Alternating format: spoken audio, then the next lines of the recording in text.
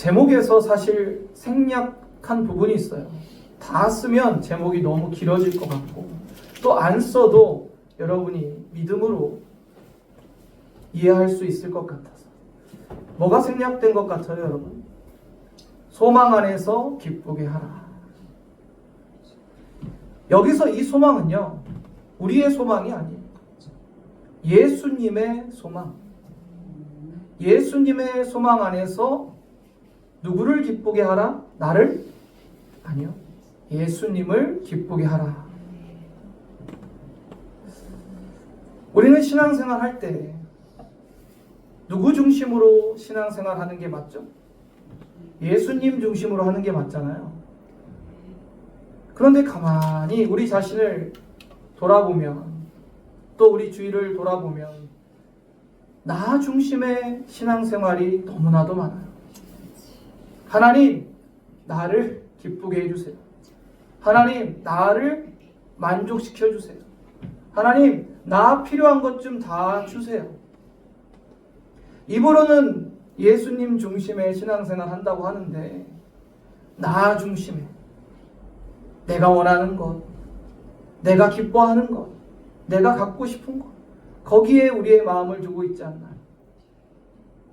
이러한 모습이 지난 주일 설교 때 어떤 모습이라고 했죠? 관평천에서 노는 거예요. 에버랜드를 경험하지 못했으니 그냥 관평천이 좋다고 계속. 정말 예수님의 소망 안에서 여러분이 예수님을 기쁘게 하는 삶을 살아갈 때 하나님이 주시는 놀라운 그 기쁨과 하나님이 우리에게 주시는 그 평안과 그 은혜는 여러분 상상할 수도 없어요. 정말 하나님 나라의 의와 평강과 희락을 여러분의 삶 속에서 맛보게 되는 거예요.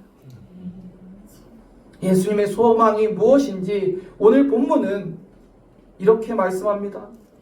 예수님의 소망은요, 교회의 하나됨이고 온 열방이 복음으로 하나 되는 것. 그것이 우리 주님의 소망이시래요. 그럼 예수님의 소망을 이루기까지 우리 성도들이 해야 할 일이 무엇입니까? 그 주님의 소망 안에서 주님을 기쁘시게 하는 그 사명을 감당해야 되지 않을까요? 오늘 본문 1절을 함께 보시면 같이 읽어볼까요? 시작. 믿음이 강한 우리는 마땅히 믿음이 약한 자의 약점을 담당하고 자기를 기쁘게 하지 아니할 것이라. 거의 3주 연속으로 같은 메시지가 이어져 옵니다. 성경에서 계속 반복되고 있다는 것은 그만큼 중요하다는 거겠죠. 그리고 제가 알 수도 생각하지도 못한 시점에 우리가 로마서 말씀을 계속 나누어 왔지만 이 시점에 이 말씀이 계속 우리가 나누게 되는 하나님의 섭리도 있을 거예요. 목사로서 저는 그것이 느껴져요. 왜냐하면 최근에 저희 교회에 새 가족이 계속 등록하고 있어요. 이때 가장 우리가 조심해야 될 부분이 바로 교회의 하나됨이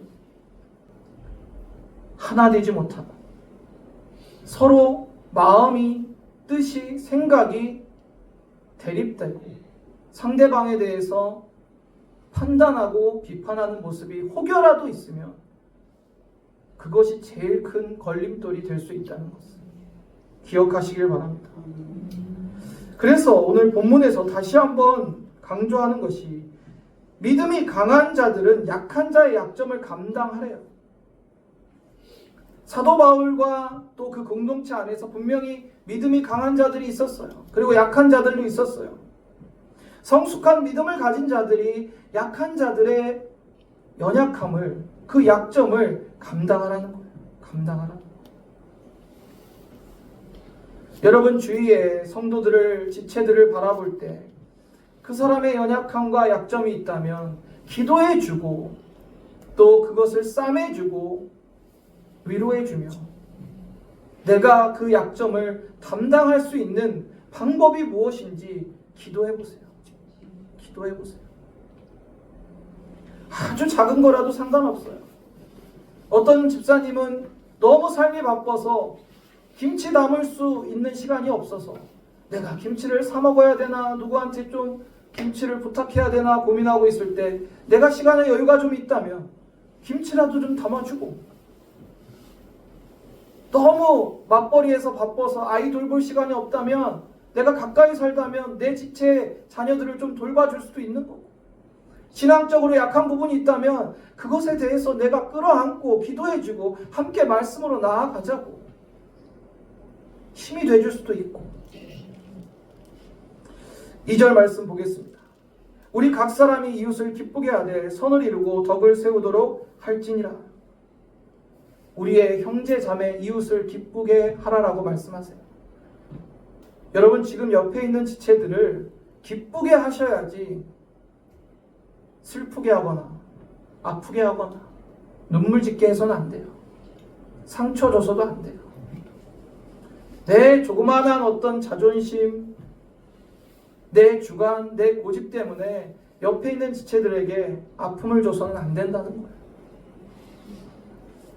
여러분은 분명 수요 예배 나오시고 기도하시는 믿음이 강한 성도들일 거예요. 그렇다면 분명히 믿음이 약한 성도들도 있어요. 그럼 여러분의 책임이 있다는 거예요. 돌보셔야 돼요. 그들의 약점을 감당하셔야 돼요. 형제 자매의 연약함을 담당하는 우리 아가페 교회 공동체가 되기를 소망합니다. 그리고 무엇보다 나 스스로의 기쁨을 추구한다기보다는 내 옆에 있는 또 우리 교회의 다음 세대들을 내가 품고 그들에게 기쁨을 줄 수 있는 그러한 모습으로 살아가야 되지 않을까. 그것이 교회의 덕을 세우는 일입니다. 그렇게 믿음이 강한 자들, 사명을 잘 감당하는 자들, 형제 자매를 품고 나아갈 수 있는 교회가 살아있는 교회예요. 능력 있는 교회예요. 사랑의 교회인 거예요. 교회 이름을 사랑의 교회라고 해서 사랑의 교회가 아니라 진짜 사랑이 공동체 안에 있어야 돼요. 우리가 아가페 교회라고, 교회 이름은 아가페인데 그 사랑이 없으면 어떡할까요? 참 안타까워. 제가 목회하면서 가장 안타까운 게 공동체 안에서 형제 자매끼리 다투고 토라지고 삐지고, 어린이집도 아니고 다 성인이시고 그런데도 삐져요. 토라지고. 우리는 어떻게 이 일을 감당할 수 있습니까? 어느 신학자가 교회에 대해서 이렇게 정의했어요. 세상에서 가장 이질적인 곳이 교회다. 이해가 되세요? 이질적인 곳. 세상의 단체들과 모임을 보면요, 공통점이 다 있어요. 대부분 동창, 동양, 또 취미 등이 같으면 서로 모임을 갖고 단체를 만들죠. 근데 교회는 어떻습니까? 정말 이질적이에요. 나이도 다르고 학력도 다르고 또 살아온 모든 환경도 다르고 모든 게 다른 사람들이 모여 있는 곳이 교회예요. 우리의 공통점은 딱 하나밖에 없잖아요. 예수님을 믿는 것. 그거 외에는 공통점이 없어요. 그럼 가장 이질적인 모임인 이 교회가 어떻게 하면 서로 하나가 될 수 있겠습니까?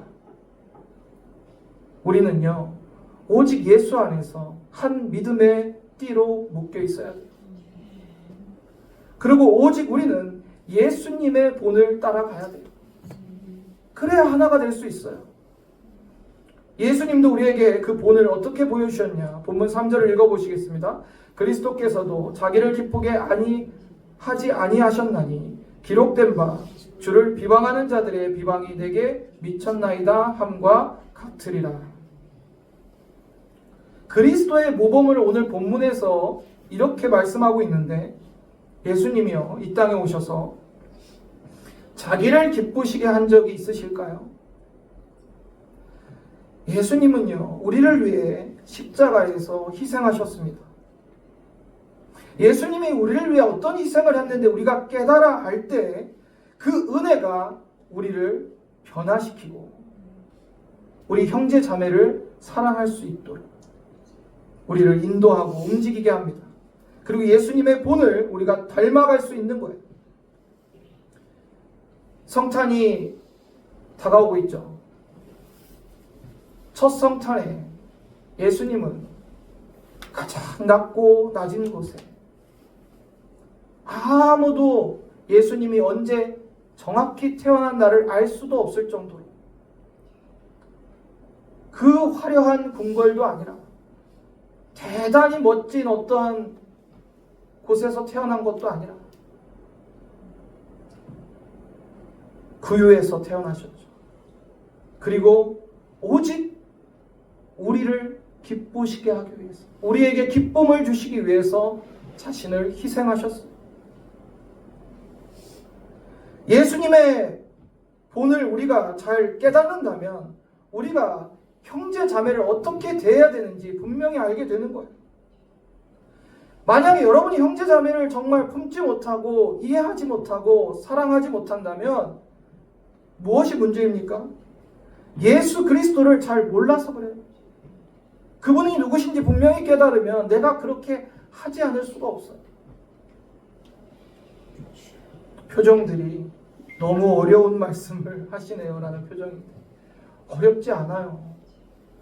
예수님이 우리에게 갚을 수 없는 사랑을 주셨고 갚을 수 없는 은혜를 주셨고 용서받을 수 없는 죄를 다 탕감해 주셨다.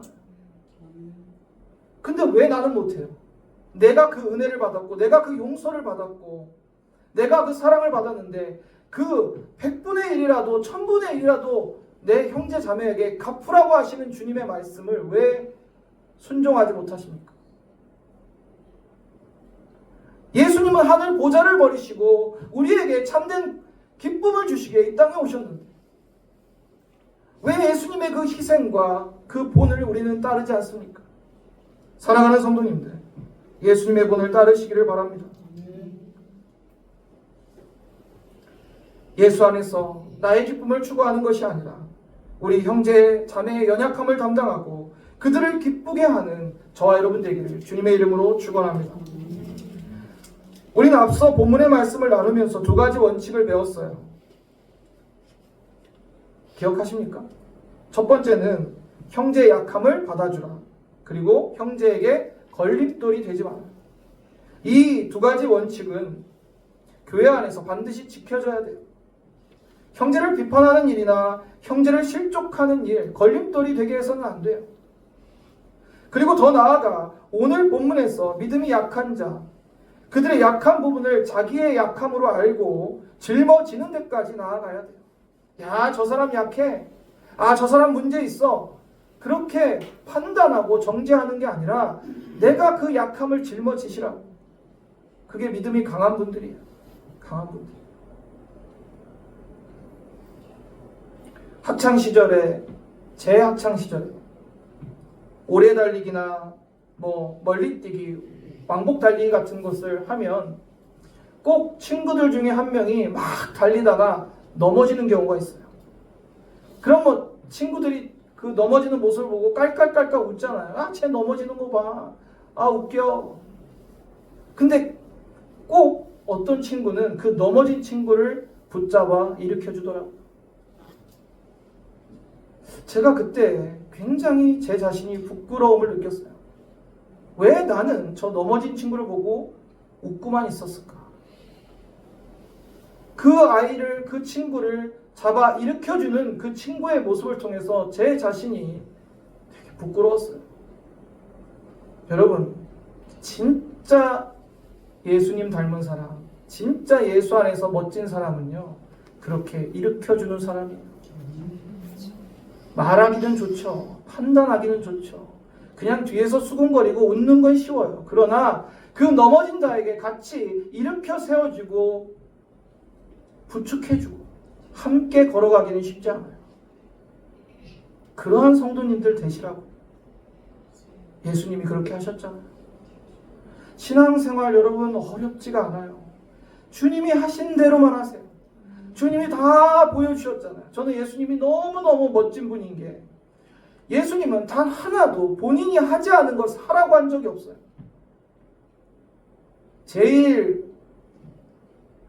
제일 수준 낮은 리더가 어떤 리더인 줄 아십니까? 본인은 안 하면서 하라고만 하는 거예요. 본인은 안 하면서. 목사가요, 본인은 기도 안 하면서 자꾸 성도들한테 기도하라고 하고, 본인은 말씀 묵상 안 하면서 성도들한테 자꾸 말씀 보시라고 하면 가장 수준 낮은 리더 아니겠습니까? 예수님은요, 다 하셨어요. 너희가 어떻게 섬겨야 되고, 너희가 형제 자매를 어떻게 그 약함을 짊어져야 되는지 예수님이 다 보여주셨죠.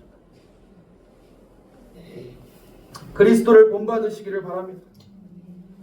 그래서 우리가 형제 자매를 다 품고 받아들이고 그들의 약함까지 짊어질 수 있는 유일한 길은 무엇인가요? 예수님을 닮는 거예요. 자, 교회 안에서도 그렇지만 여기 계신 분들 가정 안에서도 똑같은 원리가 적용됩니다. 내가 예수님을 닮아갈수록 내 아내를, 내 남편을 어떻게 해요? 포용할 수 있고 받아들일 수 있고 그들의 약점을 내가 짊어질 수가 있어요. 잔소리하기는 쉽죠. 아, 당신은 왜 이게 안 돼? 저도 안 되는 게 많아요. 아내한테 잔소리를 들어요. 그렇지만 서로 예수님을 닮아갈수록 그 잔소리가 줄어드는 것을 느껴져요. 그냥 감당해 주는 거예요. 아, 저 사람 저게 약점이지. 그럼 내가 감당해 주고. 그것을 자꾸 지적하고 뭐라고 하는 게 아니라 정말 사랑으로 감당해주고 받아줄 수 있을 때 여러분 가정 안에도 하나 되는 주님의 은혜가 있을 줄로 믿습니다. 그게 쉽지 않다라고 여길 수 있지만 예수님을 닮아가면 돼요. 예수님을 닮아가세요. 조나단 에드워드 목사님은 미국에 나온 위대한 신학자이자 설교가였고 대각성 운동을 이끌었던 분이세요. 그분에게 굉장히 괴팍한 딸이 있었대요. 괴팍한 딸. 하여튼 뭐 엄청 성격이 안 좋았나 봐요. 근데 어느 날 한 청년이 목사님한테 와서 목사님 딸을 저에게 주십시오. 얼마나 이 목사님이 당황스러웠겠어요. 내 딸 진짜 괴팍한데, 내 딸 정말 성격이 못됐는데. 그 청년이 이렇게, 제가 따님을 사랑하는데 무엇이 문제입니까? 목사님이 이렇게 얘기했대요. 자네는 자격이 안 된다네. 만일 내 딸과 평생 함께 할 수 있는 한 사람이 있다면 오직 하나님 한 분밖에 없을 것이라네. 그렇게 얘기했어요. 이게 무슨 말이냐면 하나님 아니고서는 내 딸을 누가 평생 사랑하며 함께 살아갈 수 있겠는가라고, 그만큼 목사님 딸이 목사님 보기에도 쉽지 않은 딸이었겠죠. 여러분, 이 이야기에서 무엇을 느끼나요? 그렇다면 이 청년은 이 딸과 결혼할 방법이 없었을까요? 본인이 하나님이 아니니까 방법이 없나요? 아니죠. 이 형제가 이 딸과 결혼할 수 있는 유일한 길은 예수님을 닮아가는 것, 작은 예수가 되는 것, 그 길밖에 없어요. 우리가 무슨 대단한 존재라서 형제 자매를 다 받아주고 다 포용하고 그들의 연약함까지 짊어질 수 있겠습니까? 주님을 닮아가고 여러분이 예수 그리스도의 제자가 되어 작은 예수가 된다면 가능한 일이지. 여러분이 그 길을 가기를 결정하지 않는다면 100년이 지나고 1000년이 지나도 절대 불가능한 일이에요. 우린 대단한 존재가 아닙니다. 성령 안에서 주님의 도우심이 없으면 정말 주님을 닮아갈 수도, 우리 형제자매를 그렇게 포용할 수도 없는 거예요. 그럼 어떻게 하면 예수님의 인격이 우리 성품에 흘러 넘치게 할 수 있을까요? 우리 4절 한번 함께 읽어보겠습니다. 무엇이든지 전에 기록된 바는 우리의 교훈을 위하여 기록된 것이니 우리로 하여금 인내로 또는 성경의 위로로 소망을 가지게 함이니라. 우리가 주님의 성품을 닮아가고 그 성품이 흘러가게 할 수 있는 유일한 길은 바로 성경의 말씀을 통해서 우리의 마음이 주님의 마음으로 변화되어야 되는 거예요. 그리고 우리의 성품이 예수님의 성품으로 닮아가야 되는 겁니다. 그리고 말씀을 통해 성령께서는 우리의 마음을 새롭게 하고 우리의 모습을 주님을 닮아가도록 변화시켜 가십니다. 그래서 여러분 늘 말씀을 가까이 하셔야 되고 그 말씀을 여러분의 심령 가운데 새기셔야 돼요. 자, 그럼 서두에 말씀드린 예수님의 소망, 그것이 무엇입니까? 바로 하나 되는 것. 교회가 하나 되는 것. 주의 형제 자매들이 하나가 되는 것. 그때 주님이 기뻐하신대요. 이제 본문 6절부터 12절은 예수님의 소망에 대해서 쭉 정리하고 있는데 6절, 7절에는 교회가 하나 되기를 원하시는 소망이 있고 또 8절에서 11절은 열방이 하나 되는 소망입니다. 한마디로 예수님의 소망은 모든 교회가 하나 되어서 온 열방이 예수 그리스도가 다스리신 영광스러운 나라가 되는 것입니다. 주님의 소망을 안다면, 주님이 무엇을 기뻐하는지 안다면 우리가 어떻게 형제 자매를 받지 아니할 수 있겠습니까? 어떻게 하나 되지 않을 수가 있겠습니까? 그래서 우리는 주님의 소망 안에서 주님을 기쁘시게 해야 됩니다. 주님은 당신의 소망을 당신의 자녀들과 함께 나누기를 원하세요. 나누기를 원해요. 그래서 소망 안에서 여러분 믿음이 약한 자, 내 형제 자매를 받아주시고 그 받아줌으로 우리가 하나가 될 때 주님이 기뻐하시는 교회가 될 줄로 믿습니다. 매일 하나님의 말씀으로 또 성령의 능력으로 예수님을 닮아가시기를 바랍니다. 작은 예수로 여러분의 형제 자매를 받아주고 또 그들을 기쁘게 하는 아가페 교회 되기를 주님의 이름으로 축복합니다.